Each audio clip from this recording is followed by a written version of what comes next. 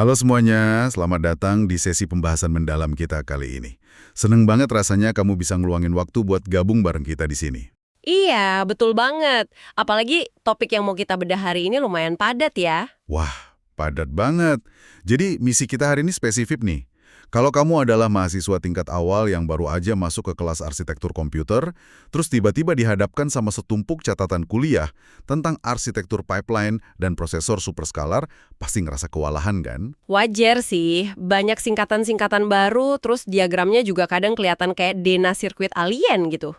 Nah, misi kita di sesi ini adalah membongkar semua konsep hardware yang rumit itu. Kita bakal ubah bahasa tingkat tinggi dari buku teks ini jadi sesuatu yang jauh lebih gampang dicerna dan pastinya masuk akal. Oke, mari kita bongkar ini. Coba kamu bayangin lagi ngerjain kerjaan rumah nih, spesifiknya mencuci setumpuk pakaian kotor. Kerjaan rutinan anak kos ya? Bener banget. Kalau kamu pakai cara lama, cara serial gitu, kamu masukin baju tumpukan pertama ke mesin cuci, nunggu sejam sampai kelar. Terus dipindah ke jemuran, nunggu kering, angkat, baru dilipat. Nah, selama proses panjang itu, kamu sama sekali nggak nyentuh tumpukan baju kotor yang kedua. Cuma nungguin aja ya? Iya, nunggu sampai tumpukan pertama selesai 100%. Rasanya buang waktu banget kan? Nah, konsep pipeline di dalam prosesor itu mirip cara cerdas waktu nyuci baju. Begitu baju pertama kelar dicuci dan masuk ke jemuran, kan mesin cucinya kosong tuh. Bener, mesin cucinya nganggur. Di saat itulah kamu langsung masukin baju tumpukan kedua ke mesin cuci. Terus, pas baju pertama lagi dilipat, baju kedua lagi dijemur, dan baju ketiga mulai dicuci. Semuanya jalan barengan, saling tumpang tindih. Itulah esensi sebenarnya dari arsitektur pipeline. Nah, dari analogi laundry yang bagus banget tadi, kita bisa langsung masuk ngebahas dua istilah teknis yang jujur aja paling sering bikin mahasiswa bingung pas ujian arsitektur komputer, yaitu latency dan throughput. Oh iya, ini sering banget ketukar. Sering dianggap sama, padahal beda jauh. Latency itu adalah waktu yang dibutuhkan oleh satu instruksi untuk selesai, dari titik paling awal sampai titik akhir.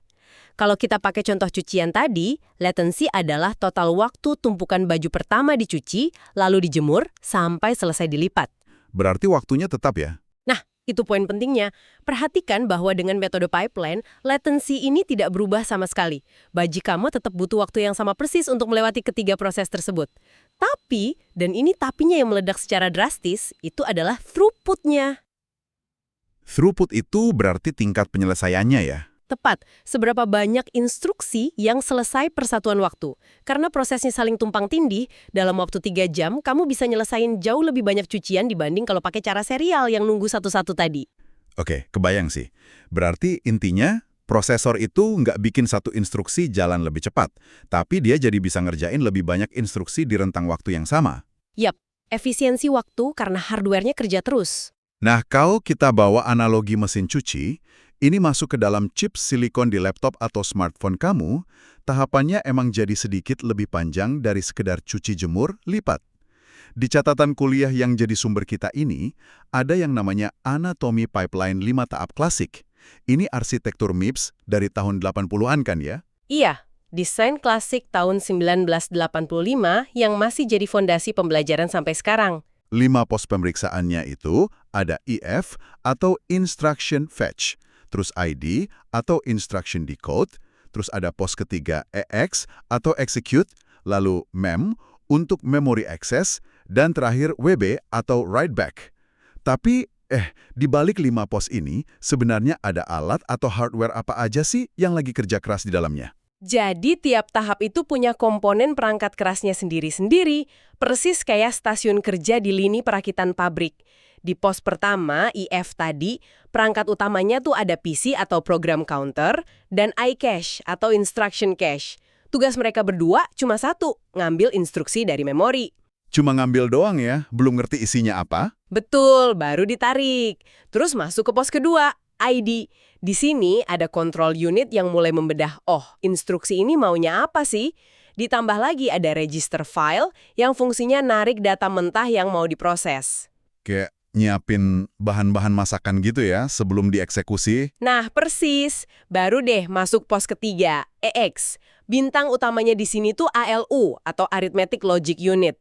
Di tahap inilah proses matematika sungguhannya terjadi. Ngitung tambah, kurang, kali, bagi ada di ALU ini. Iya, setelah kelar dihitung, instruksinya maju ke pos mem. Di sini, prosesor bakal berinteraksi sama data cache, itu pun kalau dia butuh narik atau nyimpen data memori ya. Dan terakhir, di tahap WB, hasilnya dikembalikan lagi untuk ditulis secara permanen ke register file. Jadi muter balik nyimpan hasil akhirnya ya. Terus ada laci penyimpanannya nggak sih di antara pos-pos ini? Biar datanya nggak kecampur. Ada dong. Di antara setiap pos ini, ada laci penyimpanan sementara yang kita sebut pipeline register. Laci ini fungsinya ya menahan data sementara, biar nggak tabrakan sama instruksi yang lagi ngekor di belakangnya. Oke, jadi benar-benar kayak ban berjalan di pabrik yang rapi. Terus, secara teori matematikanya, seberapa besar sih peningkatan kecepatannya? Karena di catatan ini ada rumus persamaan throughput yang lumayan bikin pusing. Waktu total sama dengan K ditambah N dikurang 1 dikali T stage. Iya, kelihatannya panjang, padahal intuisi di balik rumus itu tuh sebenarnya cukup sederhana kok. Jadi gini, peningkatan kecepatan atau speed up dari sistem pipeline itu akan selalu mendekati jumlah tahapnya. Nah, jumlah tahap ini dirumus disimbolkan dengan variabel K tadi. Oh, jadi K itu jumlah posnya. 5 tahap berarti K-nya 5. Tepat. Tapi ada syaratnya, jumlah instruksinya atau variabel N itu harus sangat banyak. Yang mana di komputer modern, instruksi itu memang pasti jumlahnya sampai jutaan atau miliaran. Jadi, kalau prosesor kamu punya 5 tahap atau K sama dengan 5, kecepatan penyelesaian kerjanya bisa mendekati 5 kali lipat lebih cepat dibanding sistem yang non-pipeline. Hampir 5 kali lipat ya. Tapi tunggu dulu, itu kan kalau kondisinya ideal, mulus semua. Gimana kalau ada satu pos yang kerjanya lelet banget? Misalnya nih, tahap EX yang ngitung matematika rumit itu butuh waktu 300 pikosecond, padahal pos lain cuma butuh 200 pikosecond. Apakah ban berjalannya bisa tetap ngebut? Nah, disitulah kita ketemu sama konsep yang namanya jalur kritis atau critical path. Ini implikasi desain yang sangat penting. Dalam desain hardware, periode clock atau detak jantung keseluruhan dari sebuah prosesor itu dipaksa harus mengikuti tahap yang paling lambat. Berarti harus ngalah sama yang lambat. Betul. Kalau tahap EF, ID, MIM, dan WB masing-masing cuma butuh 200 pikosecond, tapi EX butuh 300 pikosecond, arsitek komputer nggak bisa nyetel clock system di 200 pikosecond. Kalau dipaksa 200, tahap EX belum selesai kerja pas instruksi berikutnya datang. Wah, bisa error dong nanti perhitungannya. Jadi terpaksa menganggur selama 100 pikosecond cuma buat nungguin tahap EX selesai. Waktu nganggur itu buang efisiensi banget ya. Banget.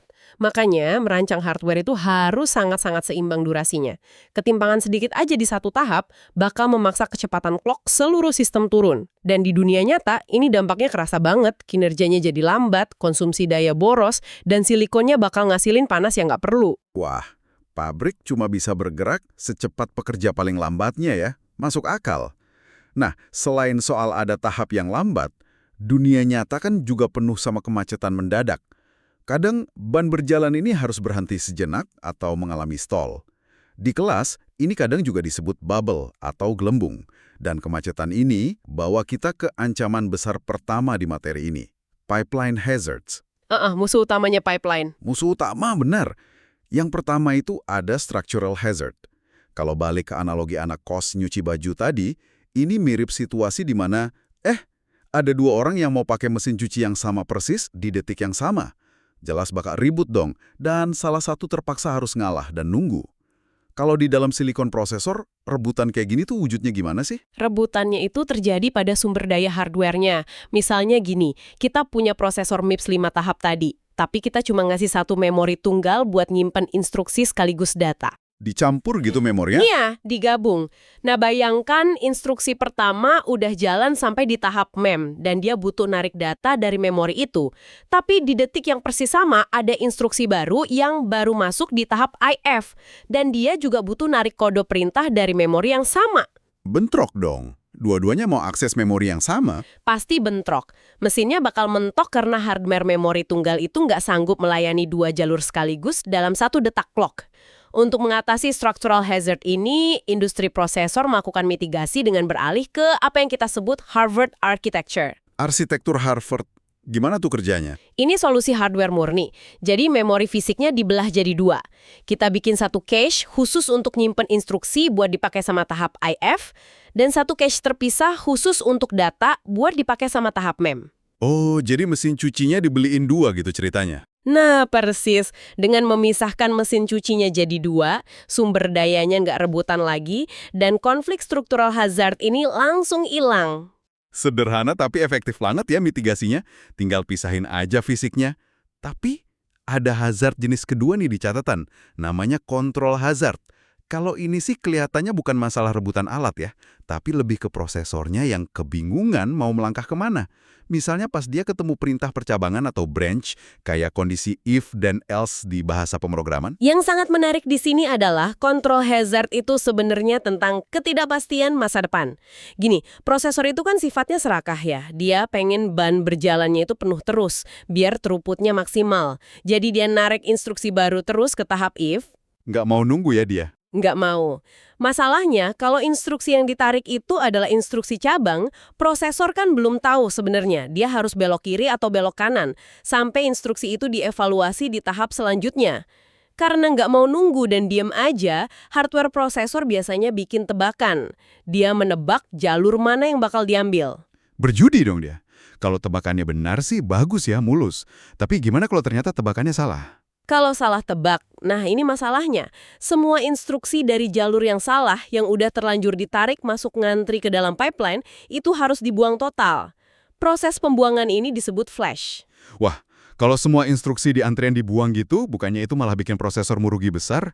Seberapa parah sih hukuman penalti stall dari salah tebak ini?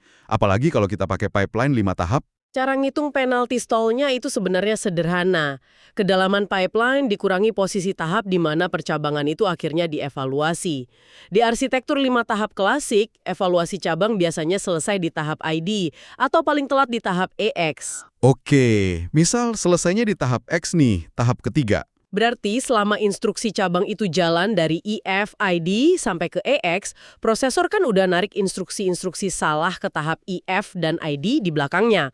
Saat di flash, instruksi salah itu dibuang, jadi kita akan kena penalty stall sebanyak 1-3 siklus. Kelihatannya kayak cuma hilang sedikit ya, 1-3 siklus doang. Jangan salah. Kelihatannya sepele, tapi bayangkan dalam satu program komputer itu ada jutaan instruksi percabangan. Penalty stall kecil ini kalau ditumpuk-tumpuk bisa benar-benar menghancurkan efisiensi throughput prosesor. Bener juga. Dikali jutaan, bisa berasa banget lemotnya. Oke, jadi kita udah ngebahas masalah rebutan alat, terus masalah salah tebak arah masa depan. Sekarang kita masuk ke benang kusut yang ketiga nih, data hazards. Di catatan, yang paling sering dibahas dan diuji itu adalah RAW atau read after write. Nah, RAW ini memang dependensi yang paling umum terjadi. Ini kondisinya saat sebuah instruksi butuh suatu data, tapi data itu belum kelar dihitung sama instruksi yang ada di depannya kan? Biar kamu di rumah gampang ngebayanginnya, coba kita lihat contoh kode yang ada di catatan ini. Instruksi pertama bunyinya gini, ADD R1, R2, R3. Artinya, prosesor menjumlahkan nilai di register R2 dan R3, lalu menyimpan hasilnya ke R1. Operasi penjumlahan standar. Terus, tepat di bawah instruksi itu ada perintah kedua, SUB R4, R1, R5. Perintah pengurangan ini butuh nilai R1 buat bisa jalan. Nah, R1 ini kan baru aja mau dihitung sama si ADD. Betul. Masalah utamanya muncul di garis waktu eksekusinya. Instruksi ADD itu kan baru akan nulis hasil akhirnya secara permanen ke register file pas dia udah sampai di pos paling akhir, yaitu tahap WB. Tahap kelima ya? Iya, sementara itu, instruksi SUB yang jalan ngekor di belakangnya udah butuh nilai R1 itu pas dia mau masuk ke tahap EX alias tahap ketiga. Kalau dibiarkan berjalan normal tanpa intervensi, instruksi SUB ini terpaksa harus direm, berhenti dan kena stall 2 siklus murni cuma buat nungguin nilai R1 selesai ditulis ke register file. Wah, kalau setiap kali ada perhitungan berurutan di program kita kena stall, ya komputer kamu bakal lemot banget. Berarti harus ada mitigasi atau cara buat ngakalin antrian yang lambat ini dong. Bagaimana hardware memecahkan kebuntuan RAW ini? Disinilah arsitek komputer menciptakan jalur pintas yang brilian banget, namanya data forwarding atau bypassing. Ide dasarnya gini, begitu instruksi add selesai ngitung hasil penjumlahan di tahap EX, hasil angkanya kan sebenarnya udah eksis tuh di dalam silikon. Udah ada ya, cuma belum ditulis balik aja ke laci utama. Betul. Hasilnya lagi nongkrong sementara di laci pipeline register antara tahap EX dan MIM. Kita sebut laci itu register XMIM. Nah, alih-alih ngebiarin hasil ini jalan pelan-pelan, ngelewatin tahap MIM dan baru ditulis di tahap WB, unit forwarding akan langsung membajak data itu dari laci XMIM. Terus datanya disalurkan kembali secara putar balik, langsung ke pintu masuk tahap EX lagi. Oh, jadi instruksi sub yang lagi nunggu di belakangnya bisa langsung dapat suapan data segar itu di alunya ya? Tepat. Hardware-nya bikin shortcut. Bahkan, kalau ternyata instruksi yang butuh itu jaraknya agak jauhan, hardware bisa narik data dari laci berikutnya, yaitu laci MEMWB, lalu mengopernya balik ke tahap EX. Dengan jalur pintas forwarding ini, instruksi sub bisa terus jalan, hasilnya nggak perlu ada stall sama sekali. Wow, kayak koki dapur yang langsung ngoper bahan setengah jadi ke koki di sebelahnya tanpa harus nunggu disajikan dulu ke piring di meja depan ya. Keren banget mitigasinya. Tapi, disinilah ini menjadi sangat menarik. Ternyata jalur pintas secanggih forwarding ini punya satu kelemahan fatal yang di catatan disebut sebagai load use hazard. Gimana ceritanya tuh? Ini skenario terburuk buat forwarding. Misal kodenya kita ubah sedikit ya. Perintah pertamanya bukan add tapi LW atau load word. Ini instruksi buat ngambil data dari memori dan ditaruh ke register R1. Terus perintah keduanya tetap sama, add atau SUB yang langsung butuh nilai R1 itu. Kenapa di situasi load use ini mesinnya mentok dan satu stall tetap tak terhindarkan? Karena dalam skenario load use, kita benar-benar berhadapan dengan hukum batas waktu fisik yang nggak bisa diakalin sama hardware. Coba kita urai pelan-pelan posisinya. Tugas fisik dari instruksi LW itu adalah mengambil data dari data cache kan? Nah, akses memori ini baru benar-benar dieksekusi dan selesai di tahap keempat, yaitu tahap MM. Oke, jadi datanya wujud di akhir tahap MM. Ya, padahal instruksi ADD yang ngikutin persis di belakangnya itu butuh data tersebut di tahap ketiga, yaitu tahap EX, supaya bisa dikunyah sama ALU. Bayangkan timeline-nya, data baru muncul di masa depan, tapi instruksi ADD butuh datanya di masa lalu. Hardware secanggih apapun nggak bisa ngirim data balik ke masa lalu ya? Betul, kita belum nemuin mesin waktu. Oleh karena itu, satu siklus mandatory stall terpaksa dijatuhkan. Instruksi ADD harus ditahan diam satu siklus supaya tahap EX-nya mundur dan bisa sejajar waktunya dengan selesainya tahap MEM dari instruksi LW tadi. Barulah dari situ data bisa di-forward. Berarti satu stall paksa itu hukumnya wajib. Nah, coba kita bayangkan skenario nyatanya. Kamu lagi ngedit foto resolusi tinggi nih. Komputer harus narik jutaan pixel dari memori pakai perintah load, terus langsung ngolah warnanya berurutan pakai instruksi aritmatika. Kalau setiap kali narik pixel, mesinnya berhenti satu siklus gara-gara load use hazard, performa sistem bakal hancur lebur kan? Kalau perangkat keras aja udah angkat tangan nyerah, siapa dong yang nyelamatin situasi ini? Disinilah kita melihat keindahan dan harmoni ilmu komputer. Ketika hardware mentok, software yang harus turun tangan nyelamatin. Spesifiknya, ini adalah peran dari compiler atau kompilator program. Oh, yang nerjemahin kode kita ke bahasa mesin itu ya? Ada strategi lunak yang sangat kuat disebut compiler scheduling atau penjadwalan kompilator. Jadi, kompilator ini bertindak sangat proaktif jauh sebelum program kamu dijalankan. Saat dia menerjemahkan kode, kompilator bakal memindai keseluruhan program untuk mendeteksi potensi load use hazard ini.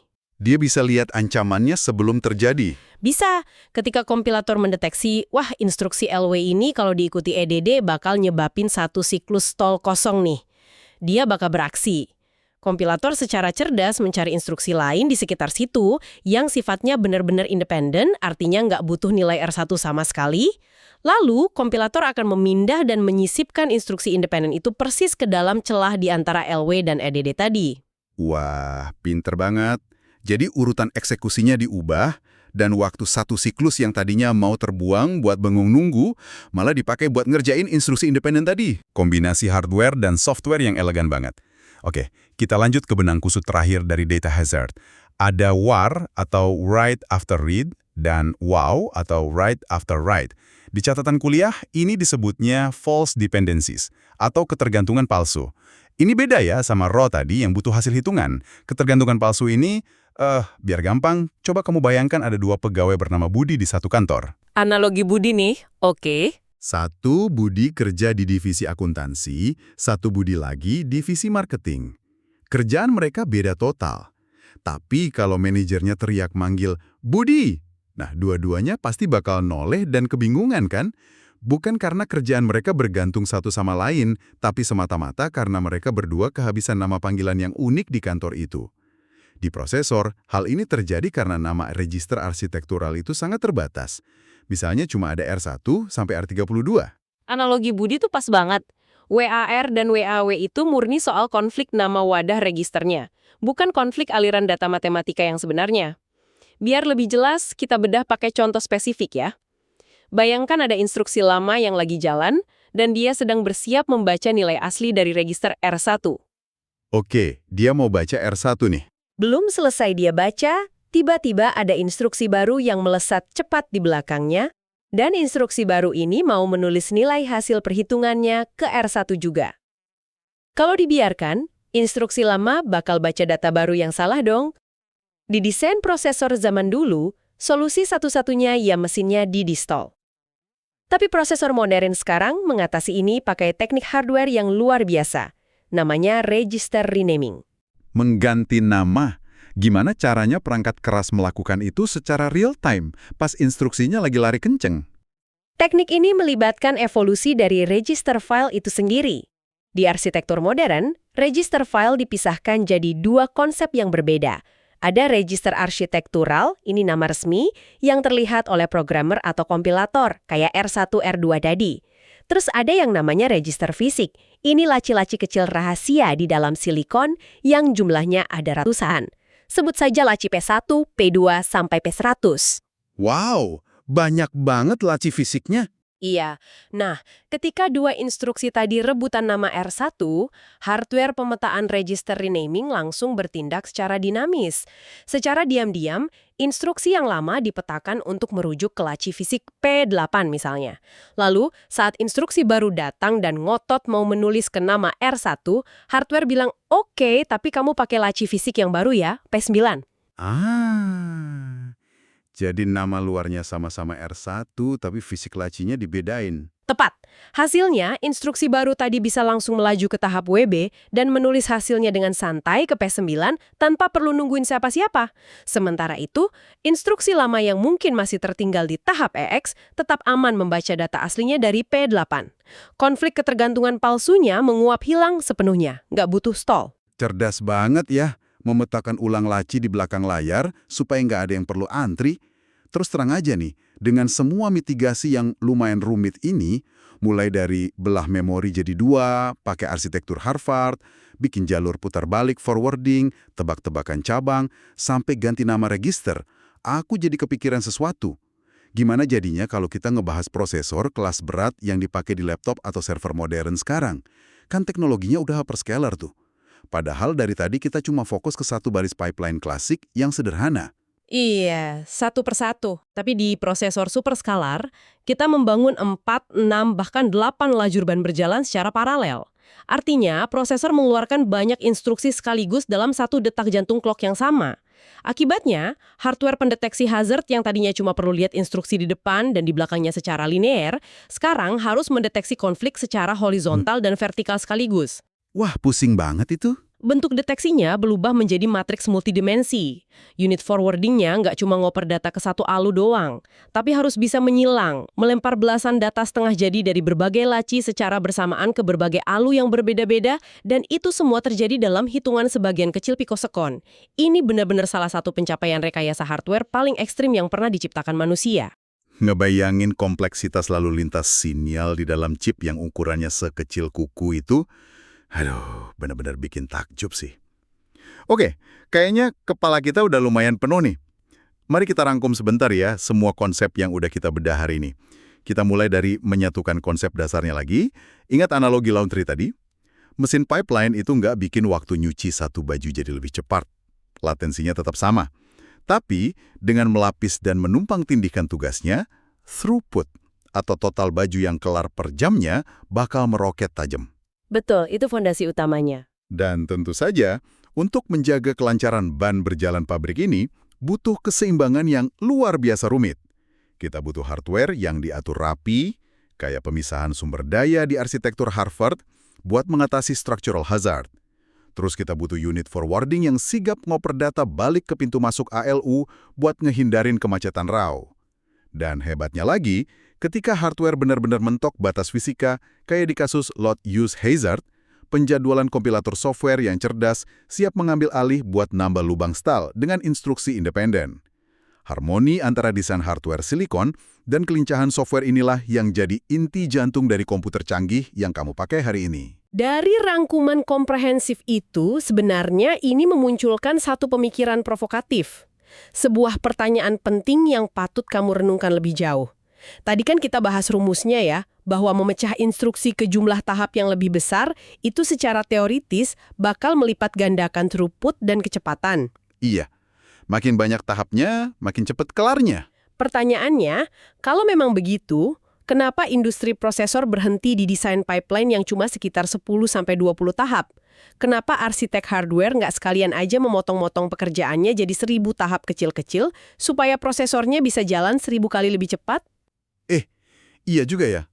Kenapa nggak dibikin ekstrim sekalian? Jawabannya ada pada batasan mutlak hukum fisika semikonduktor. Ada fenomena fisika yang namanya clock skew. Sinyal listrik itu butuh waktu untuk merambat melintasi silikon.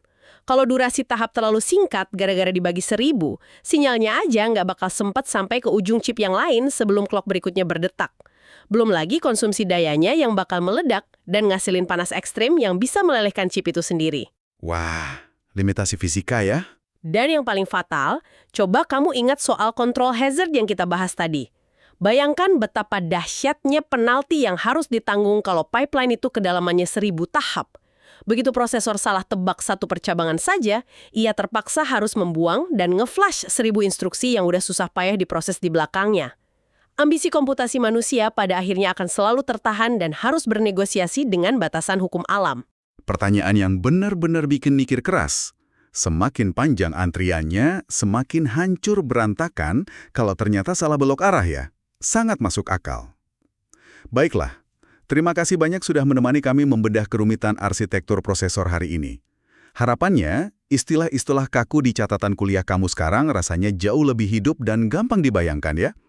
Sampai jumpa di sesi bedah materi kita berikutnya, dan teruslah penasaran mengeksplorasi gimana sih cara dunia di dalam mesin kita bekerja.